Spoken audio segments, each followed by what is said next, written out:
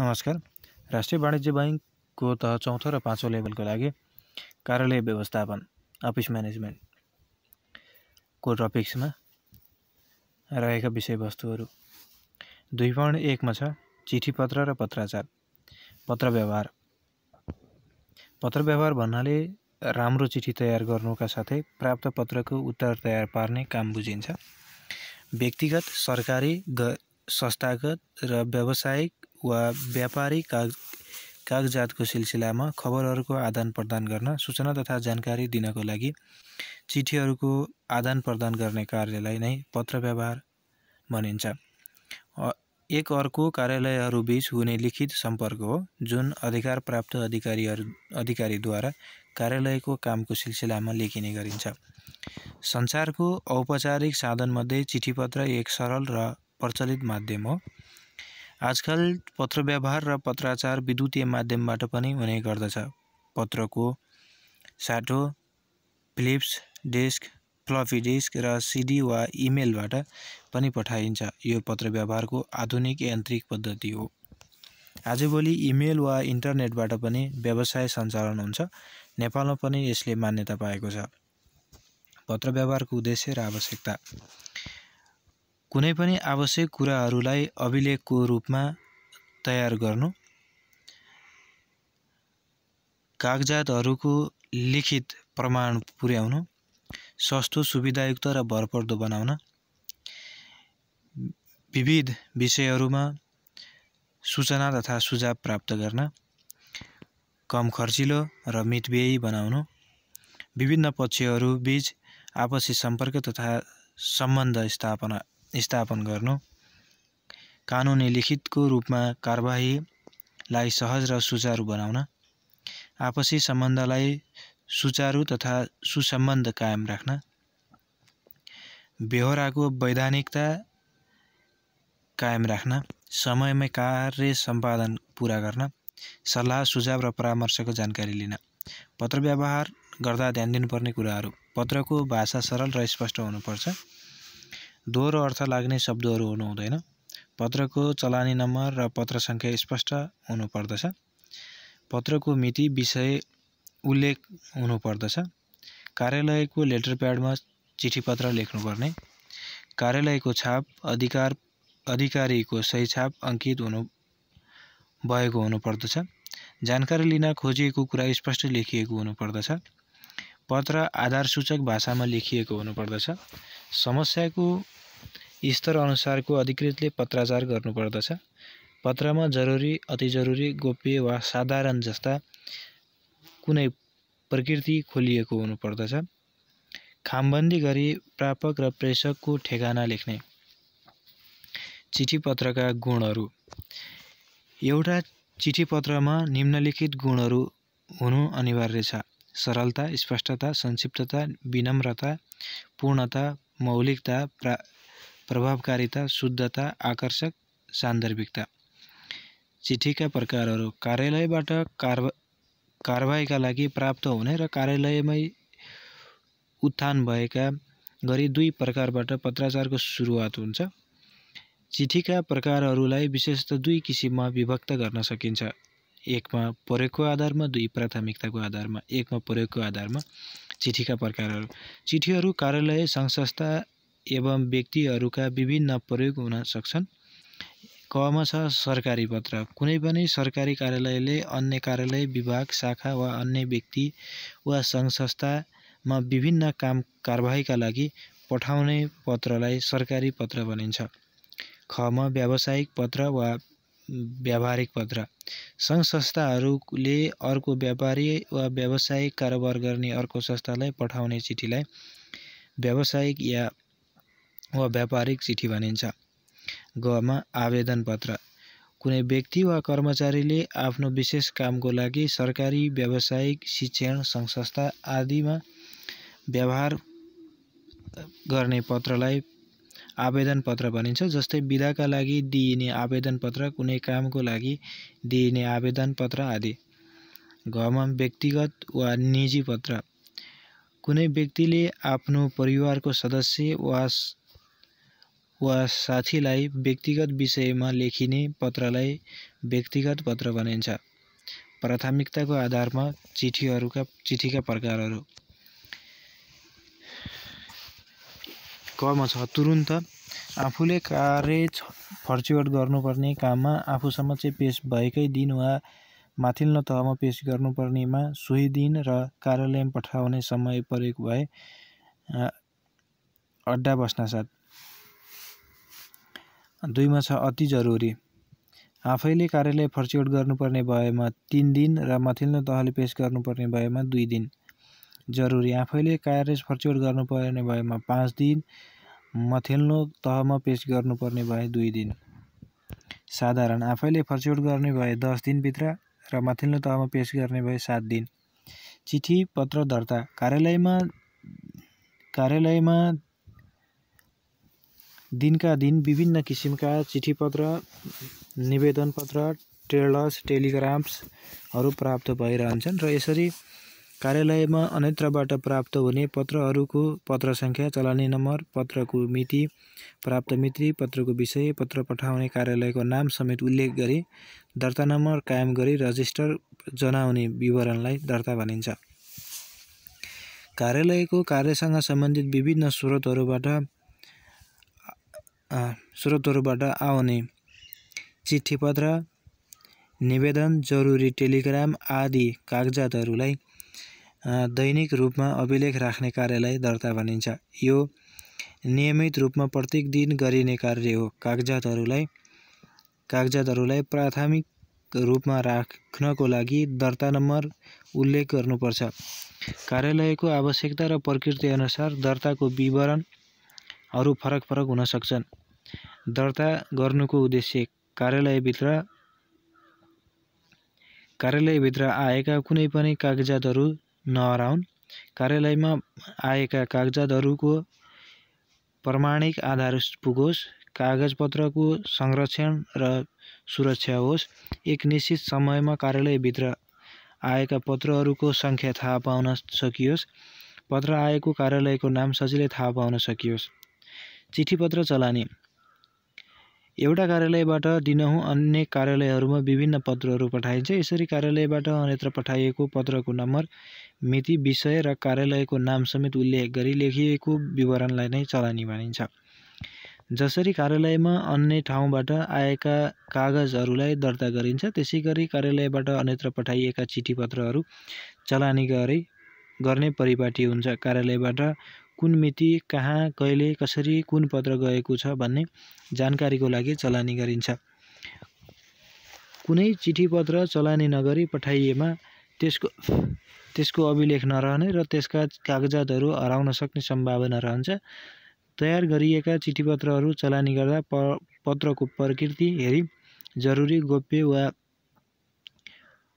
आदि उल्लेख गरी चलानी नम्बर अङ्कित गर्नुपर्दछ र कार्यालयको छाप लगाई खामबन्दी गर्नुपर्छ। कार्यालयको आवश्यकता र प्रकृति अनुसार चलानीको विवरणहरू फरक हुन सक्छन्। चलानीका उद्देश्यहरू। चिठीपत्रको अभिलेख राख्नु वा हराउने सम्भावनालाई कमी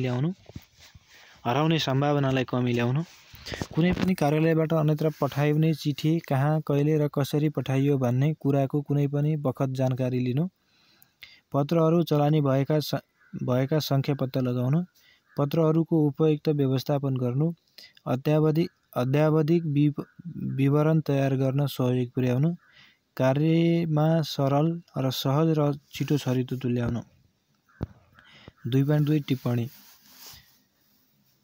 कुनै नयाँ विषयमा नयाँ नियम निर्माण गर्नु परेमा तत्काल चालु गरिएको नीतिद्वारा समस्या समाधान नभई परिवर्तन गर्नु परेमा वा प्रचलित ऐन, नियम आदि समेत आधार राखी सही एवं उचित निर्णय गरी नीति लागू गर्नु परेमा वा कुनै विषयमा निर्णय लिनका लागि आफ्नो रायसहित निर्णयकर्ता अधिकारी समक्ष पेश गर्ने दस्तावेजलाई टिप्पणी भनिन्छ।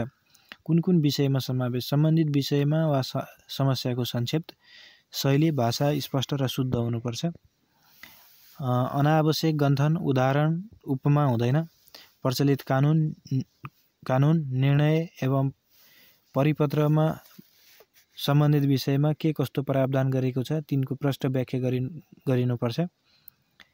आवश्यकता, प्रचलित नीतिमा हेरफेर गर्न, नयाँ नीति निर्माण गर्न, दुविधा वा अस्पष्टतालाई स्पष्ट पार्न, अधिकार प्राप्त अधिकारीबाट निकासा लिन, कार्यविधि, टिप्पणी उठाउनुपर्ने कर्मचारीले आवश्यक प्रमाणित कागजात सङ्कलन गर्नुपर्दछ। कागजातहरू फाइलिङ पद्धति अनुरूप दोहोरिने भागमा राख्नुपर्दछ। टिप्पणीमा पानाहरू देब्रेतर्फ शिर भागलाई राख्नुपर्दछ। टिप्पणीमा कालो मसीको प्रयोग गर्नुपर्छ। टिप्पणी उठान गर्नेको छोटो विवरण, समस्यासँग सम्बन्धित नीतिगत कुराहरू, प्रचलित नियमको प्रभाव पार्ने कुराहरूसहित स्पष्ट राय उल्लेख पेश गर्नुपर्दछ। टिप्पणीको अन्त्यमा नाम, पद, दस्तखत र मिति लेख्नुपर्दछ। जरुरी टिप्पणीमा निलो फिर्ता र अत्यन्त जरुरीमा रातो फिर्ता प्रयोग गरिनुपर्दछ। फाइदाहरू: विश्लेषण गर्ने क्षमताको विकास, तत्काल निर्णय दिन सक्ने क्षमताको विकास, सम्बन्धित विषयमा विस्तृत जानकारी, गलत निर्णयबाट बचावट, अभिलेख राख्न सजिलो र सामूहिक विचारको सङ्कलन। बेफाइदाहरू: जिम्मेवारी पन्छ्याउने प्रवृत्ति बढ्ने, ढिलासुस्ती, जनतालाई हैरानी, बढी खर्चिलो, लामो प्रशासन प्रक्रिया।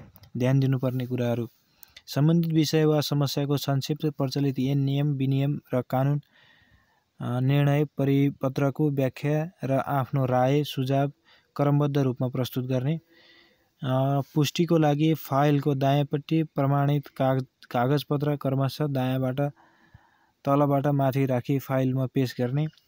फाइलको बायाँपट्टि टिप्पणी पानाहरू क्रमशः तलबाट माथि राख्दै जाने। टिप्पणीको प्रत्येक पानामा पृष्ठ सङ्ख्या उल्लेख गर्ने। टिप्पणी लेखिसकेपछि रुजु गर्ने र आफ्नो पुरा नाम, दस्तखत, दर्जा, शाखा, महाशाखा सहित मिति राख्ने।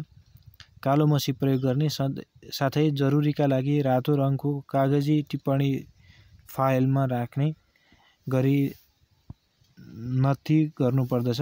केयरमेट भए अनिवार्य रूपमा सही गर्ने। टिप्पणी हस्तलिखित वा कम्प्युटर प्रिन्ट दुवै हुन सक्छ। टिप्पणी फाइल पेश गर्दा फाइलको बाहिरपट्टि रहेको एउटा कोठामा मात्र पेश गर्ने पदलाई सम्बोधन र सही र मिति उल्लेख गरी पेश गर्नुपर्दछ। त्यस्तै 2.3 मा छ रेकर्ड व्यवस्थापन। अभिलेख: कुनै पनि महत्त्वपूर्ण निर्णय, कागजात, तथ्याङ्क, सूचना, लिखित लेख, कार्यालयको कागजात जो पछिसम्म काम लाग्दछ, प्रयोगमा ल्याउनु पर्ने हुन सक्दछ, प्रमाणका रूपमा आवश्यक हुन सक्दछ, प्रमाणको रूपमा उपयोगमा ल्याउन सक्ने, प्रमाणिक, प्राचीन, तत्कालीन जस्तो पनि र कागजमा वा वस्तु जेमा पनि लेखिएको लिखितहरू नै अभिलेख हो। असल अभिलेखका विशेषताहरू: विशिष्ट, विश्वसनीय, अद्यावधिक, सान्दर्भिक, संक्षिप्त, प्रमाणिक, सूचनात्मक। अभिलेख व्यवस्थापन: कुनै पनि निकाय वा संस्थामा आधिकारिक रूपले आफै सिर्जना गरेको वा अन्य निकायहरूबाट विशेष कामको सिलसिलामा प्राप्त भएका लिखित कागजातहरूको प्रकृति र महत्त्वको आधारमा भविष्यमा खोजेको बेला उपलब्ध हुने गरी व्यवस्थित ढङ्गले वा वैज्ञानिक तरिकाले राख्ने जुन पद्धति हो त्यसलाई नै अभिलेख व्यवस्थापन भनिन्छ। यो एउटा त्यस्तो प्रक्रिया हो जसमा अभिलेख सिर्जना गर्ने, अभिलेख भण्डारण गरेर राख्ने, अभिलेख प्रयोग गर्ने तथा काम नलाग्ने अभिलेखहरू हटाइदिने चरणहरू पर्दछन्। अभिलेख व्यवस्थापन शुद्ध, सुविधायुक्त तथा मितव्ययी हुनुपर्दछ।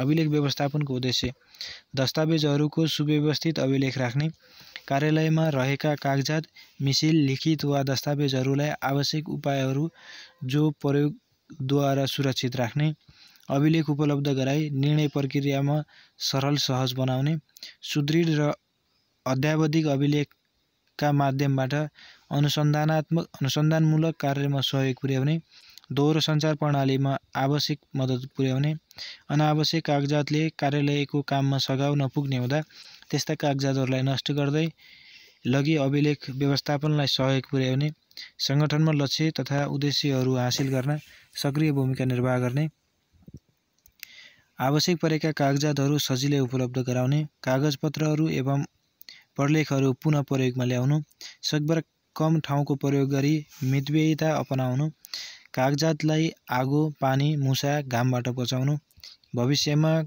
कानुनी रूपबाट प्रमाणको रूपमा पेश गर्नु, अभिलेख व्यवस्थापनको आवश्यकता र महत्त्वहरू।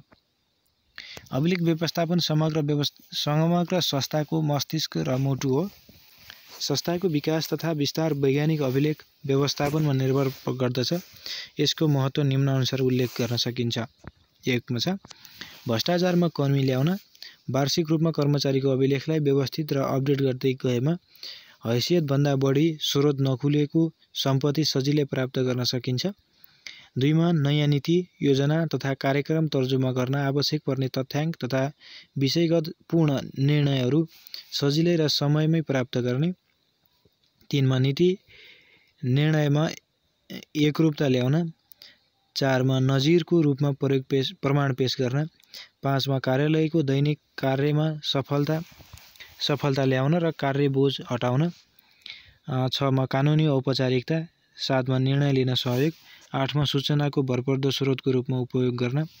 9 मा थोरै स्थान र समयमा धेरै सूचनाहरू प्राप्त गर्न। 10 मा संस्थागत स्मरणहरू। अभिलेख व्यवस्थापनका सिद्धान्तहरू। अर्को टपिक छ अभिलेख व्यवस्थापनका सिद्धान्तहरूमा। अभिलेख व्यवस्थापनका सन्दर्भमा जे जस्ता व्यवस्था, प्रकृति र स्वरूपको आधार लिए सम्पूर्ण कार्यहरू अवलम्बन गरिन्छ, तिनीहरू नै अभिलेख व्यवस्थापनका सिद्धान्तहरू हुन्। यस्ता सिद्धान्तहरूलाई निम्नानुसार उल्लेख गर्न सकिन्छ। 1 मा छ उद्देश्यहरूको सिद्धान्त, लागतको सिद्धान्त, वर्गीकरणको सिद्धान्त, उपलब्धताको सिद्धान्त, प्रमाण तथा जाँचको सिद्धान्त। त्यस्तै अर्को टपिक छ अभिलेख व्यवस्थापनमा हुनुपर्ने गुणहरू। 1 मा छ चुस्त, सूचना पाउने किसिमको हुनुपर्छ। 2 मा छ जनमानसमा प्रभाव पार्न सक्ने हुनुपर्दछ। 3 मा खोजनाथ पाउने हुनुपर्दछ। 4 मा सम्बन्धित शाखाको व्यक्तिको अनुपस्थितिमा अभिलेख पाउन नसक्ने पर्दैन। 6 मा प्रभावकारी, मितव्ययिता एवं सुरक्षित हुनुपर्दछ। 7 मा कम स्थान ओगट्ने रहेको हुनुपर्दछ। त्यस्तै गरी अर्को टपिकमा छ अभिलेखका प्रकारहरू। 1 मा छ अति महत्त्वपूर्ण अभिलेख, लामो समयसम्म सुरक्षित रहने, लालमोहर लागेको कागजात, सन्धि सम्झौता, सीमाको नाप नक्सा, मन्त्रालयको निर्णय, साथै 15 वर्ष वा सोभन्दा बढी समयसम्म राख्नुपर्ने अभिलेखहरू। त्यस्तै दोस्रो नम्बरमा छ महत्त्वपूर्ण अभिलेख, बीजकहरू प्राप्त गर्नुपर्ने र तिर्नुपर्ने बिलहरू, बिक्री अभिलेख, टेन्डर, करार विवरण आदि महत्त्वपूर्ण अभिलेख अन्तर्गत पर्दछन्। यी अभिलेखहरू 5 देखि 10 वर्षसम्म वा कार्य सम्पन्न नहुन्जेल राखिन्छ। त्यसै गरी 3 नम्बरमा छ उपयोगी अभिलेख, साधारणतया चिठी पत्र, अन्तर कार्यालय पत्र, बैंक पत्र आदि अभिलेख यस अन्तर्गत पर्दछन्। स्थायी रूपमा उपयोग हुने यस्ता अभिलेख आवश्यकता र उपयोग हेरी 1 वर्ष, 3 वर्ष र 5 वर्षसम्म राखी अनावश्यक भएपछि धुल्याइन्छ। त्यस्तै गरी 4 नम्बरमा छ अनावश्यक अभिलेख, भविष्यमा खासै महत्त्व नरहने खालका अभिलेखहरूलाई अनावश्यक अभिलेख भनिन्छ। सूचनाहरू, निमन्त्रणा पत्र, बधाई पत्र, फिर्ता खरिद, जानकारी पत्र यस अन्तर्गत पर्दछन्। त्यस्तै गरी अर्को टपिक छ नेपालमा अभिलेख व्यवस्थापनका तरिकाहरू। कमा फाइलिङका पद्धतिहरू। फाइलिङ पद्धति यो अभिलेख व्यवस्थापनको सबैभन्दा पुरानो पद्धति हो। यो विश्वसनीय तथा प्रभावकारी हुन्छ, बढी प्रक्रियामुखी र खर्चिलो एवं ढिलासुस्ती हुन्छ। खमा छ प्रतिवेदन तथा रजिस्टर पद्धति, अध्ययन, अनुसन्धान तथा अन्य विवरणहरूका प्रतिवेदन तयार गरी यसमा राखिन्छ। त्यस्तै गमा छ माइक्रोफिल्म पद्धति, पुराना तथा ऐतिहासिक महत्त्वका वस्तुहरूलाई यसमा समग्र गरी सुरक्षित राख्न सकिने हुन्छ। त्यस्तै घमा छ कम्प्युटर पद्धति, माइक्रोफिल्म्स तयार गरी कम्प्युटरमा सुरक्षित राख्ने। यो आधुनिक तथा वैज्ञानिक विधि हो, छिटो, चुस्त र प्रभावकारी हुन्छ, तुरुन्त उपयोग गर्न सकिने र तथा सरल विधि हो। अर्को टपिक छ अभिलेख व्यवस्थापनको महत्त्व।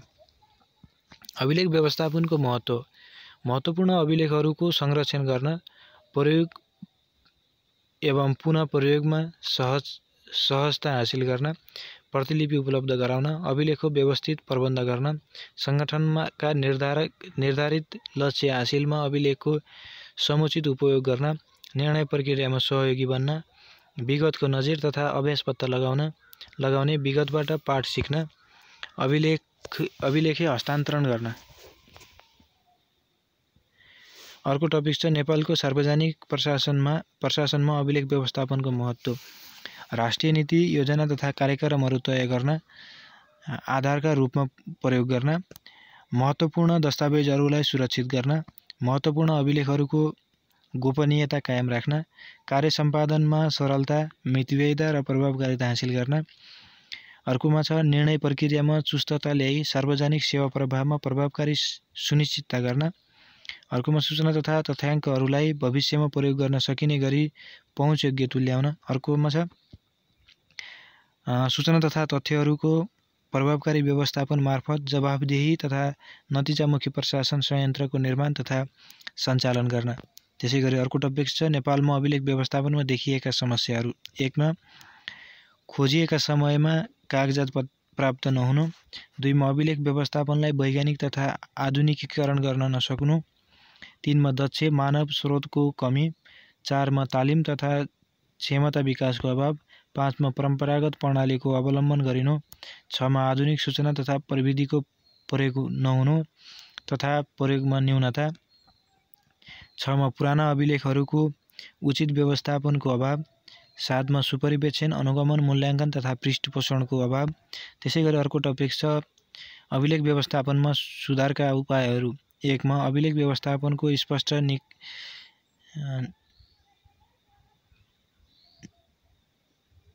निकायको तर्जुमा तथा कार्यान्वयन। 2 मा छ वैज्ञानिक व्यवस्थापनको लागि आधुनिक प्रविधिको प्रयोगमा जोड। 3 मा दक्ष मानव स्रोतको प्रबन्ध। 4 मा तालिम तथा क्षमता विकास तथा उपकेन्द्रको स्थापना र सञ्चालन। 5 मा सुपरिवेक्षण, अनुगमन र मूल्याङ्कन पद्धतिलाई वस्तुगत बनाउने। 6 मा अभिलेख व्यवस्थापनलाई कार्यालय प्रमुखको कार्य सम्पादनसम्म आबद्ध गर्ने। त्यसैगरी अर्को टपिक छ सरकारी कागजात धुल्याउने नियम 2027 मा भएको अभिलेख सुरक्षण सम्बन्धी व्यवस्थामा तामेल भएको 1 वर्षपछि धुल्याउने कागजातहरू। 1 मा छ दैनिकदेखि अर्धवार्षिक प्रतिवेदनहरू। 2 मा छ नेपाल राजपत्रमा प्रकाशित भइसकेको नियम आदेश सूचनाको मस्यौदा प्रतिहरू र सो प्रकाशित गर्ने सम्बन्धमा भएका लेखबढीहरूको कागजात। त्यसैगरी 3 मा परिपत्र गर्ने सुरु कार्यालयमा रहेका बाहेक उर्दी सामेल सम्बन्धी परिपत्र। 4 मा छ कर्मचारीको नियुक्ति, बिदा सम्बन्धी निवेदन, निकासा वा सरुवा बढुवा भएपछि। त्यसैगरी 5 मा छ माइनोट किताब बाहेक सबै बस्ने सम्बन्धी कागजातहरू, बैठक बस्ने सम्बन्धी कागजातहरू। 6 मा छ कर्मचारीहरूको सापटी, किस्ताबन्दी, दैनिक भत्ता, भ्रमण भत्ता, निजहरूलाई सम्मिलित सेमिनार, अध्ययन, तालिम आदिमा पठाइएको सम्बन्धी लेखा परीक्षण गराउन पर्ने भए गराई अन्तिम फरफारक भएपछि। त्यसैगरी अन्तिममा छ 7औं नम्बरमा छ दैविक प्रमुख सहायता सम्बन्धी कागजातहरू। त्यसैगरी अर्को टपिक्समा छ काम तामेल भएको 5 वर्षपछि धुल्याउने कागजातहरू। नम्बर 1 मा विदेशी राष्ट्रबाट सरकारी स्तरबाट पठाइने बधाई, शुभकामना र सद्भावना सम्वेदना सन्देशहरू। 2 मा हाजिरी बिदाको रेकर्ड राखी कर्मचारीको हाजिरी फारम। 3 मा कुनै योजना तथा स्वशासित संस्थाको प्रगति प्रतिवेदन। 4 मा साधारण जानकारीका लागि आएका परिपत्र र बोधार्थ पत्र। 5 मा कर्मचारीको नोकरी विवरण र गोप्य प्रतिवेदन कर्मचारीको सेवा छुटेको 5 वर्ष पुगेपछि। त्यस्तै गरी अर्को टपिक छ काम तामेल भएको 10 वर्षपछि धुल्याउने कागजातहरू। 1 मा छ वार्षिक प्रतिवेदन। 2 मा हात हतियार विदेश लाने र विदेशबाट ल्याउने इजाजत पत्र सम्बन्धी कागजातहरू। 3 मा भित्री राष्ट्रका प्रतिनिधिहरूको भ्रमण सम्बन्धी कागजातहरू। 4औं मा छ कर्मचारीको दरबन्दी आदेश। 5औं मा छ सार्वजनिक रूपमा प्रकाशित नहुने समयको अधिकार प्रत्यायोजन सम्बन्धी अख्तियारी आदेशहरू। त्यसैगरी अर्को टपिक छ काम तामेल भएको 20 वर्षपछि धुल्याउने कागजातहरू। 1 मा छ राजधानी सम्बन्धी मूल किताब र राजधानी सम्बन्धी दरखास्त र अरू भित्री पत्र। 2 मा छ सरकारी वा गैर सरकारी अङ्क, अदालत वा उद्योग धन्दा, व्यापार व्यवसाय वा अन्य कुनै खास कार्यमा सम्बन्धमा विस्तृत अध्ययन गरी तथ्याङ्क र सुझावसहित नेपाल सरकार समक्ष आउने प्रतिवेदनहरू। 3 मा छ निर्णय सम्बन्धी मेजरमेन्ट बुक्स सो निर्णय कार्य पुरा भएपछि। र 4औं नम्बरमा छ कर्मचारीलाई चुनाव लड्न, व्यापार वा व्यवसाय गर्न स्वीकृति दिन सम्बन्धी कागजातहरू।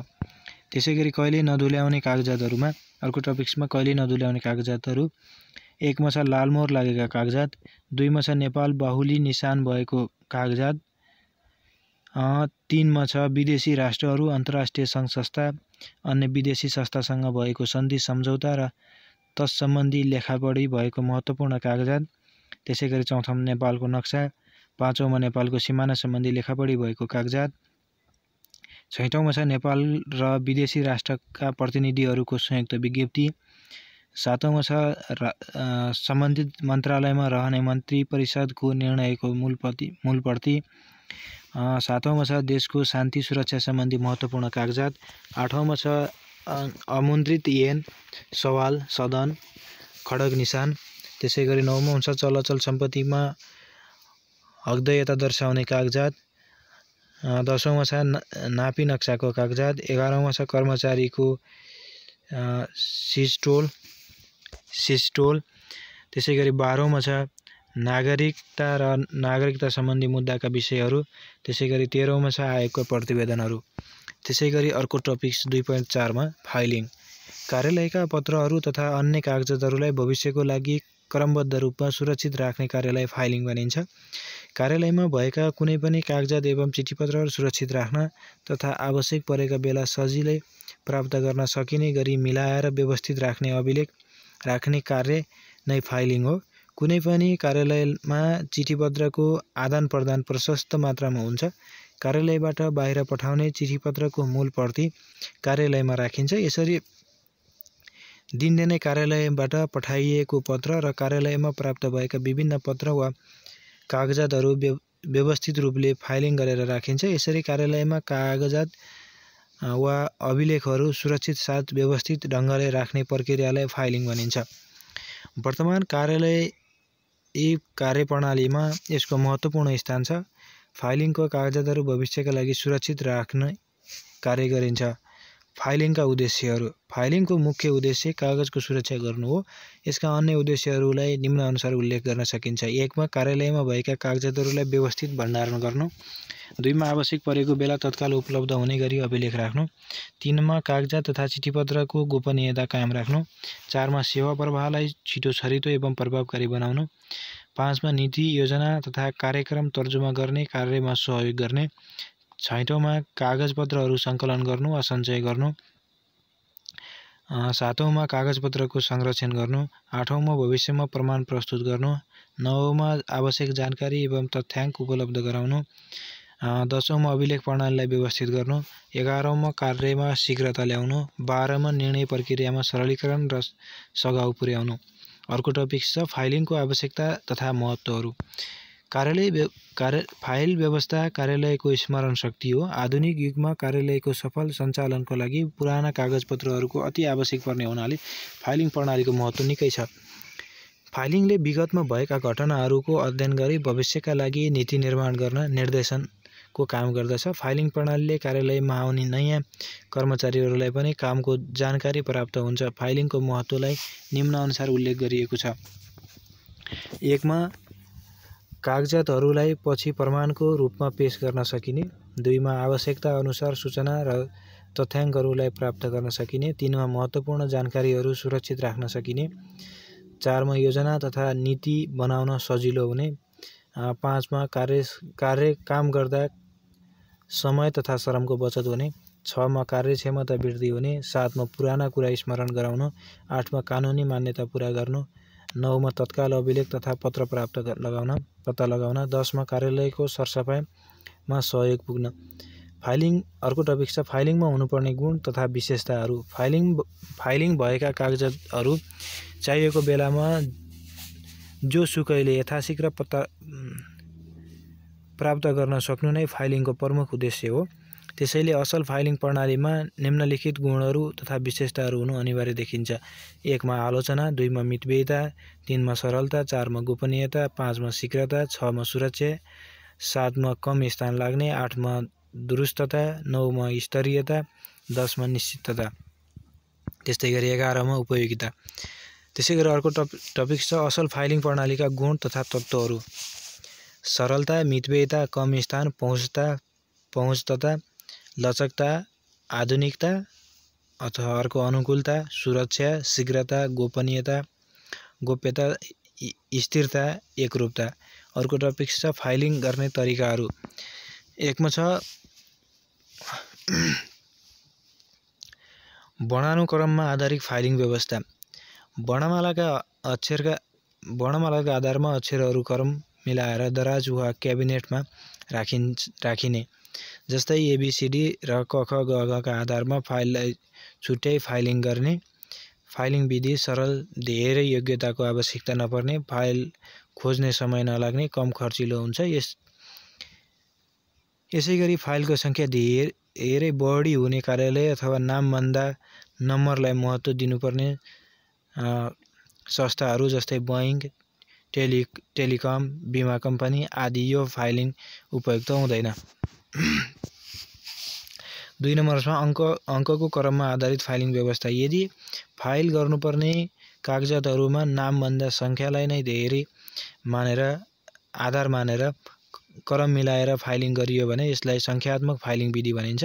जस्तै 1 2 3 4 र बैंकमा खाताहरूको खाता नम्बरहरू यसरी राखिन्छ। त्यसै गरी अर्को 3 नम्बरमा छ विषय शीर्षकका आधारमा फाइलिङ व्यवस्था। कार्यालयको कामको प्रयोगमा हुने विषयको नाम अनुसार हुने फाइलहरूको क्रम मिलाउनु पर्दछ। फाइलको शिरमा विषयको नाम लेखिने, जस्तै दरबन्दी, मसलन्दा, ज्याला आदि। त्यसै गरी 4थो नम्बरमा छ भौगोलिक क्षेत्रका आधारित फाइलिङ व्यवस्था। फाइलको शिरमा भौगोलिक वर्गीकरण अनुसार विभिन्न ठाउँको नाम लेखिन्छ, जस्तै गाउँको नाम, सहर, अञ्चल, देशसँग सम्बन्धित देश। अर्को तरिकाबाट हिमाल, पहाड, तराई गरी छुट्याउन सकिन्छ। त्यसै गरी 5औं नम्बरमा छ मितिक्रम आधारित फाइलिङ व्यवस्था। यसमा कागजात तथा पत्रहरूलाई मितिको क्रमअनुसार फाइलिङमा मिलाइन्छ। जुन कार्यालय तथा संस्थाका कागजपत्रहरू मिति महत्त्वपूर्ण हुन्छ त्यहाँ त्यो तरिका अनुसार फाइलिङ गर्न उपयुक्त हुन्छ। त्यसै गरी अर्को टपिक छ फाइलिङका प्रकारहरू। विभिन्न कार्यालयहरूमा कामको प्रकृति हेरी थरीका फाइलिङ प्रणालीहरू अपनाइएको हुन्छ। कतिपय फाइलिङ प्रणाली परम्परागत रूपमा चल्दै आएका कम खर्चिला छन् भने कतिपय आधुनिक प्रकृतिका र केही खर्चिला खालका छन्। हाल प्रचलनमा रहेका केही फाइलिङ प्रणालीहरू यस प्रकार छन्: ठाडो फाइलिङ, धरातल फाइलिङ, तार फाइलिङ, बाकस फाइलिङ, मिसिल फाइलिङ। त्यसै गरी अर्को टपिक छ 2.5 मा अनुक्रमणिका।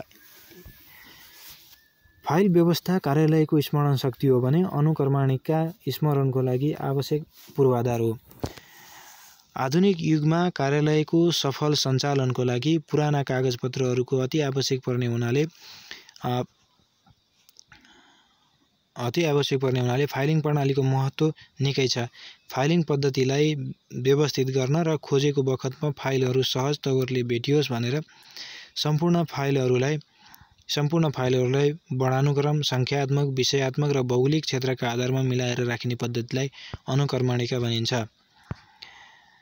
अनुक्रमणिकाका मुख्य उद्देश्य नै भनेको फाइलिङ पद्धतिबाट अभिलेख राखेका फाइलहरू तथा कागजहरूलाई छिटोभन्दा छिटो भेटियोस् भन्ने हो। अर्को टपिक छ अनुक्रमणिका तयार गर्ने विधिहरू। 1 मा वर्णानुक्रमका आधारमा। यस विधि अनुसार अभिलेख राखिएका फाइलका नामहरूलाई वर्णानुक्रम अनुसार मिलाएर राखिन्छ र त्यसलाई अनुक्रमणिकाको विभिन्न विधि प्रयोग गरी मिलाएर राखिन्छ ताकि भविष्यमा फाइल खोजेको बखतमा अनुक्रमणिकाको आधारमा सजिलै भेटियोस्। सरल विधि, धेरै योग्यताको आवश्यकता नपर्ने, फाइल खोज्न समय नलाग्ने, कम खर्चिलो हुन्छ। त्यसै गरी फाइलिङको सङ्ख्या धेरै बढी हुने कार्यालय, नामभन्दा नम्बरलाई महत्त्व दिने संस्थाहरू जस्तै बैंक, नेपाल टेलिकम, बिमा कम्पनी आदि यो फाइलिङ उपयुक्त हुँदैन। जस्तै एबीसीडी र कख गमा आधारित फाइलिङलाई छुट्याइ फाइलिङ गरिन्छ यस विधिमा। त्यसै गरी दोस्रो नम्बरमा छ सङ्ख्यात्मक आधारमा अनुक्रमणिका। यस विधि अनुसार कागजपत्रहरूलाई नामभन्दा सङ्ख्यालाई नै आधार मानेर फाइलिङहरूलाई 1 2 3 4 गरी क्रमसँग सङ्ख्या दिई त्यसको अनुक्रम सङ्ख्याको आधारमा तयार गरिन्छ। यस विधिको धेरै फाइल सङ्ख्या भएको संस्थाकोमा उपयोगी हुन्छ, जस्तै बैंक, नेपाल टेलिकम हैन। त्यसै गरी तेस्रो नम्बरमा छ विषय शीर्षकमा आधारित अनुक्रमणिका। कार्यालयको काममा प्रयोग हुने विषयको नाम अनुसार हुने फाइलहरूको क्रम मिलाउनु पर्दछ तथा उक्त विषयको आधारमा अनुक्रम तयार गरिन्छ। फाइलिङको शिरमा विषयको नाम लेखिन्छ, जस्तै दरबन्दी, मसलन्द, ज्याला आदि। त्यसै गरी पाँचौं नम्बरमा छ भौगोलिक क्षेत्रमा आधारित अनुक्रमणिका। फाइलको शिरमा भौगोलिक वर्गीकरण अनुसार विभिन्न ठाउँको नाम लेखिन्छ र अनुक्रमणिका पनि त्यसैको आधारमा तयार गरिन्छ, जस्तै गाउँको नाम, शहर, अञ्चल, देशसँग भए देश, अर्को तरिकाबाट हिमाल, पहाड, तराई गरी छुट्याएर राखिन्छ। त्यसै गरी पाँचौं नम्बरमा छ मितिक्रममा आधारित अनुक्रमणिका। यसमा कागजात तथा पत्रहरूलाई मितिको क्रमअनुसार फाइलमा मिलाइन्छ र अनुक्रम पनि मितिकै आधारमा तयार गरिन्छ। जुन कार्यालय तथा संस्थामा कागजपत्रहरूको मिति महत्त्वपूर्ण हुन्छ, त्यहाँ यो तरिका अनुसार अनुक्रमणिका तयार गर्नु उपयुक्त हुन्छ। त्यसै गरी अर्को टपिक छ अनुक्रमणिका तयार गर्दाको फाइदाहरू। 1 मा खोजेको बखतमा फाइलहरू सजिलै भेट्न सकिने। 2 मा फाइलिङ पद्धति व्यवस्थित र वैज्ञानिक हुने। 3 मा कम खर्चिलो। 4 मा कम झन्झट। 5 मा पहुँचता। 6 मा लचकता र आधुनिकता। 7 मा अनुकूलता। 8 मा सुरक्षा। 9 मा एकरूपता। 10 मा शीघ्रता। त्यसै गरी अर्को टपिक छ 2.6 मा कार्यालय संरचना। कार्यालय रूपाङ्कनको अर्थ। व्यावसायिक सङ्गठनको कार्यसम्पादनमा प्रभावकारी ल्याउने उद्देश्यले कार्यालयमा विभिन्न उपकरण, फर्निचर तथा मेसिनहरूको उचित व्यवस्था गर्ने कार्यलाई कार्यालय रूपाङ्कन भनिन्छ।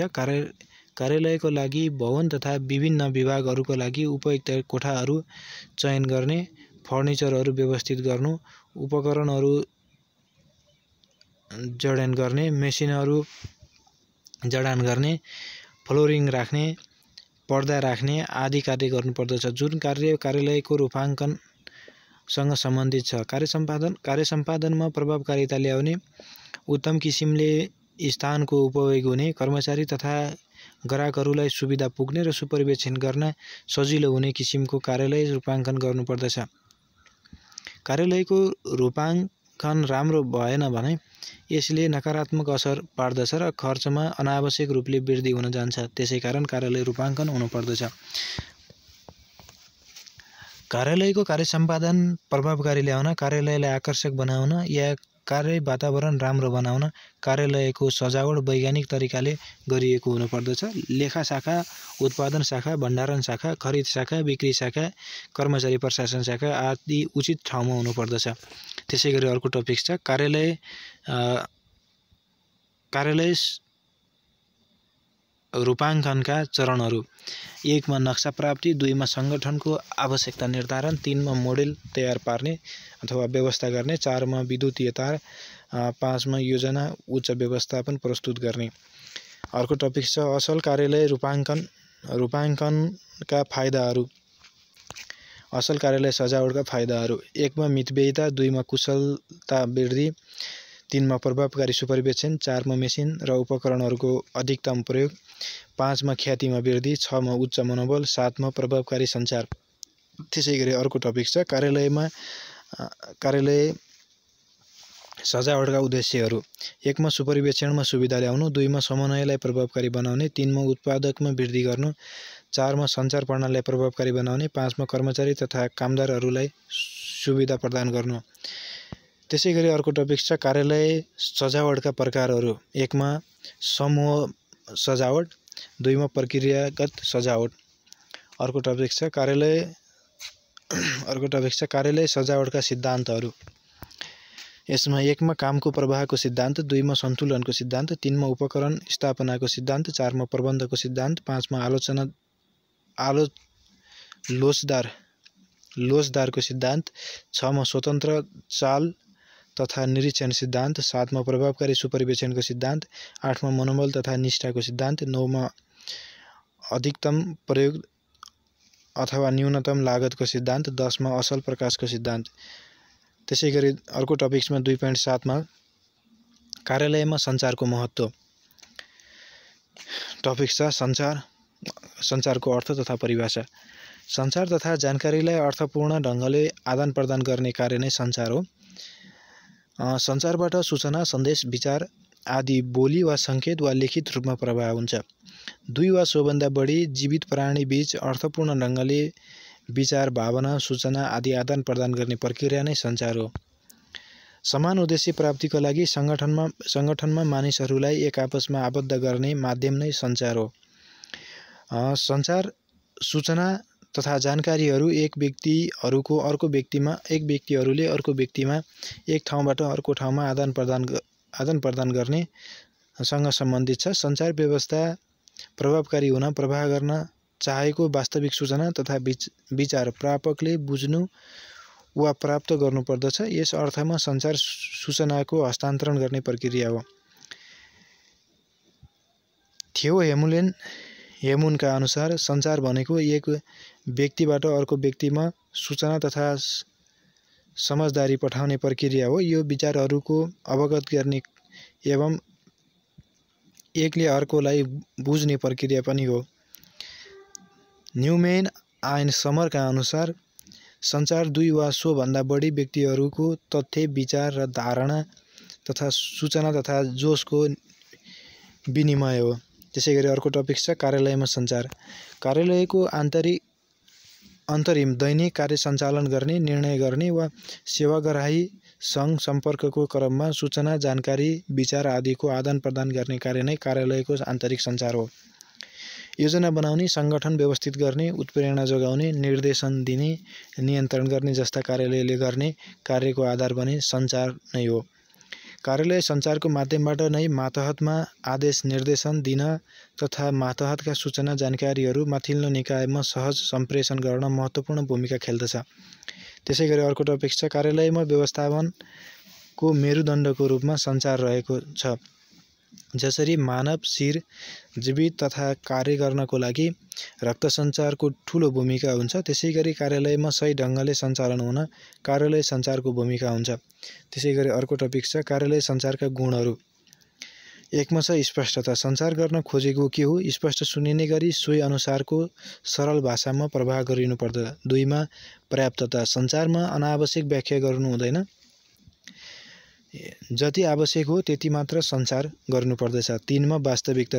सूचना सही र तथ्यमा आधारित हुनुपर्छ। त्यसैगरी चारमा छ विश्वसनीयता। सूचना, जानकारी विश्वसनीय हुनुपर्दछ। त्यसैगरी पाँचमा छ एकरूपता। भाषा, स्वरको मात्रा, प्रस्तुत शैलीमा एकरूपता हुनुपर्दछ। त्यसैगरी छमा छ उद्देश्य उन्मुख। के को लागि सञ्चार गर्ने हो प्रष्ट हुनुपर्दछ। त्यसैगरी सातौँमा छ समसामयिकता। समयमै सञ्चार गरिनुपर्दछ। त्यसैमा आठमा छ स्वीकार्यता। भाषा शैली र विषयवस्तु स्वीकार्य हुनुपर्दछ। त्यसैगरी अर्को नवौँ नम्बरमा उपयुक्त माध्यम। सञ्चारको उद्देश्य बमोजिम लक्षित वर्गलाई सञ्चारको पहुँच हुनुपर्दछ। त्यसैगरी 10औँ नम्बरमा छ उचित प्रतिक्रिया। सूचना पाउने र त्यसको प्रतिक्रिया सूचनादातालाई दिनुपर्दछ। त्यसैगरी अर्को टपिक छ सञ्चारका उद्देश्यहरू। एकमा छ लक्ष्य प्राप्तिमा सहज गराउने, दुईमा सूचना, जानकारीमा पहुँच वृद्धि गर्ने, तीनमा कार्य सम्पादनमा समन्वय गर्नु, चारमा सबै प्रकारका निर्णयलाई आधार दिनु, पाँचौँमा सहभागिता बढाउनु, छैटौँमा दुई पक्ष बीचको सम्बन्ध सुधार गर्न, सातौँमा सेवाग्राही मन्त्री कार्यालय बनाउन, आठौँमा जनचेतना वृद्धि गर्न। त्यसैगरी अर्को टपिक छ सञ्चारको महत्त्व तथा सञ्चारको प्रक्रिया। एकमा छ सन्देश। प्रेषकले प्रापकलाई सञ्चार गर्नको लागि आवश्यक पहिलो तत्त्व हो। यो सञ्चारको उद्देश्यले निर्धारण गर्दछ। त्यसैगरी दोस्रो नम्बरमा छ प्रेषक, सेन्डर। कसले सन्देश पठाउने हो त्यो सेन्डर भयो। त्यसैगरी तेस्रो नम्बरमा छ सङ्केतमा रूपान्तरण।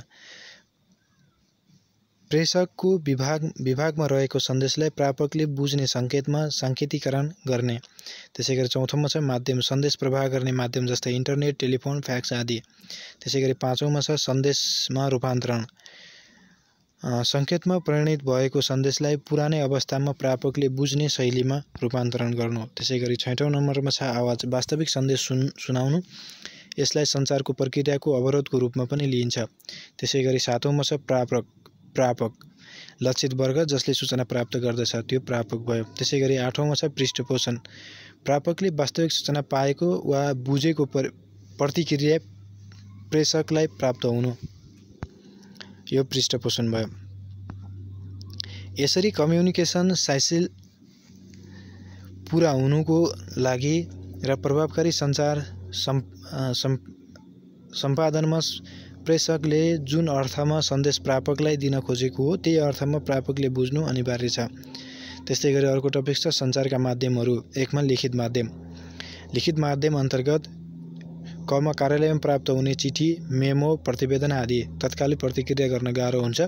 अभिलेख सिर्जना गर्न सजिलो, कानुनी दस्तावेजको आधार। 2 मा छ मौखिक माध्यम। Face to face discussion, telephone वार्ता, औपचारिक र भाषण, द्विपक्षीय वार्ता अथवा बैठकहरू, तत्काल प्रतिक्रिया प्राप्त गर्न सकिने, अभिलेख सिर्जनामा समस्या। त्यसैगरी तेस्रो नम्बरमा छ सञ्चार माध्यम। विद्युतीय माध्यम जस्तै रेडियो, टेलिभिजन र छापा माध्यम। त्यसैगरी चौथो नम्बरमा छ सामाजिक सञ्जाल, फेसबुक, ट्विटर, टेलिग्राम आदि। त्यसैगरी घमा छ एकहोरो तथा दोहोरो सञ्चार।